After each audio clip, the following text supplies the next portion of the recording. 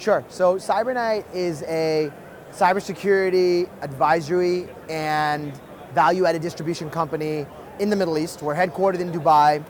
We've got presence across the Middle East region, and we preach zero trust security. So we have built out our entire offering around zero trust, and we built out a portfolio that really tells a story about zero trust security, benefits, pitfalls of traditional security, the assumptions that need to be made, the benefits of going zero trust, and then really helping enterprise and government organizations with their journey to achieving zero trust security.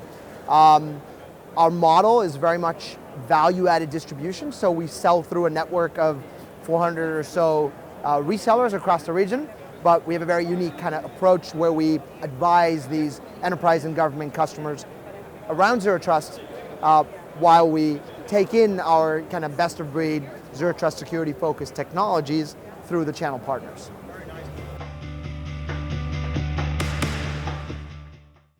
So today, cybersecurity is driven by two fundamental drivers. It always has been and always will be, right? Next generation threat protection and compliance, right? Both of these two fundamental drivers continue to drive the industry, right? At the highest possible level, right?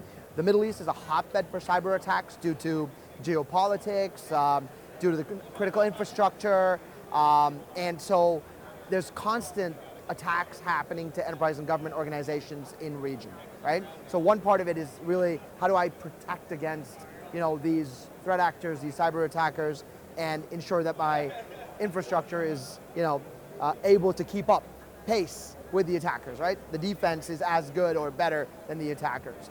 On the other side is compliance, right? Every country, the Middle East has a lot of different countries. It's got a lot of people when you collectively put it together, and every country's got its own regulations, its own mandates, its own data privacy, data regulation, data sovereignty, right? And so compliance has become a big thing as well. Verticalized, country-wise, industry-wise, segment-wise, and so ensuring that these organizations are compliant is then a second issue. So these are things that drive cybersecurity spend and drive security interest in the industry. Then you have sort of the pandemic that suddenly came and hit everyone with a sledgehammer, but not just the Middle East, but the whole world, right? And when the pandemic happened, people realized that, remote working has become the norm, the new norm, right? You've got digital transformation that everyone was talking about, right? Like Rohit did in the keynote yesterday, the RSA keynote, saying that everyone was talking about it for a long time, but taking their time to do it, their sweet time. Now, everyone's accelerating their pace of accelerating digital transformation. And so as you proceed with digital transformation, you're introducing complex environments and hybrid environments and therefore security gaps automatically, right? And then of course, cloud adoption. This has been a hot topic for a long time, but the Middle East has lagged in terms of the adoption, primarily because of the regulatory dynamics of data privacy, right? And now that pace is picking up dramatically. So you throw in these three fundamental business drivers, right? Remote working, cloud adoption, and digital transformation, and needing to secure all three of these while at the highest level securing against next generation threats and achieving compliance, and that kind of tells your industry story, Tori.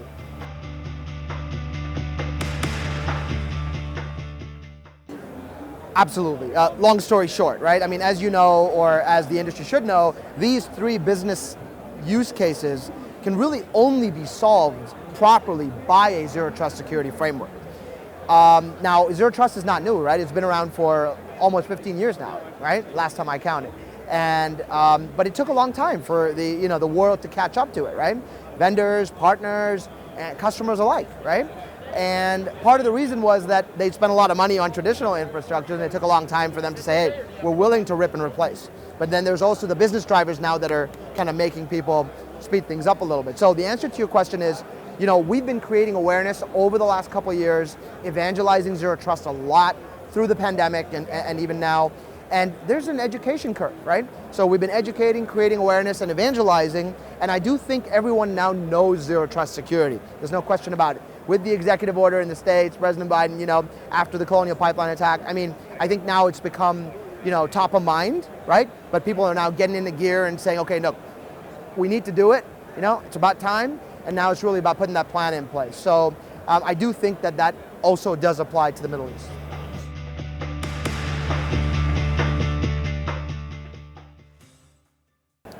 think there's a little bit of that. It always is. Whenever a term becomes a buzzword, right? Whenever it becomes, you know, a marketing slogan, right?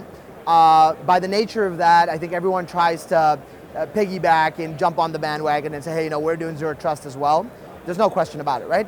So there is definitely a lot of noise, right? And it is important to cut through the clutter.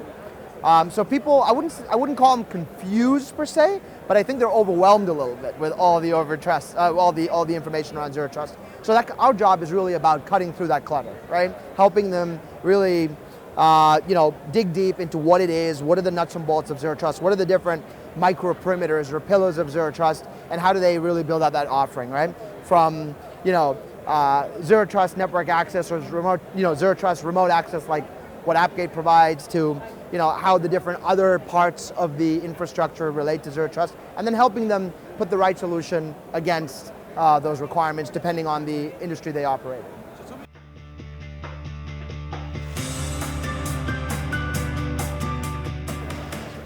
I mean, the partnership with AppGate is extremely strategic. I mean, AppGate plays a very fundamental role in the zero trust security story, right? Actually, it's one of the few vendors in the portfolio that frankly has been built from the ground up around zero trust, you know, so it's not adapting to zero trust, it is zero trust, right?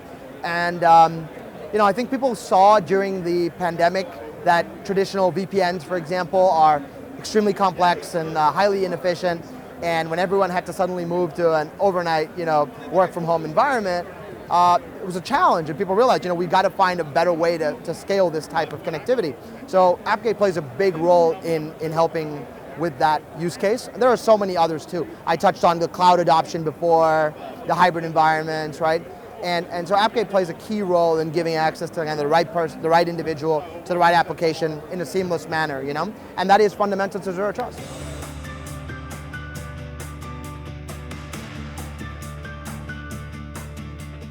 So, you know, that's a great question, right? And there are, we consider there to be sort of a 5-step journey towards achieving zero trust, right? And step 1, which we always ask is, hey, where is your sensitive data and who owns it? If you cannot answer that question, then we got to start there before we go down the path of zero trust, right? Where is your sensitive data, who owns it? Step 2 is really, you know, where's that sensitive data going? Do you know where it's going, how it's been used, when it's been used, by whom? Are you able to map the flows of that data, right? And only when you can answer these 2 questions can you really begin to architect zero trust micro perimeters. You know, you've got the data, the networks, the applications and workloads, the identity, the automation orchestration, the visibility and analytics, all of that in zero trust. But you can't begin to architect all of that till you can answer those 2 fundamental questions.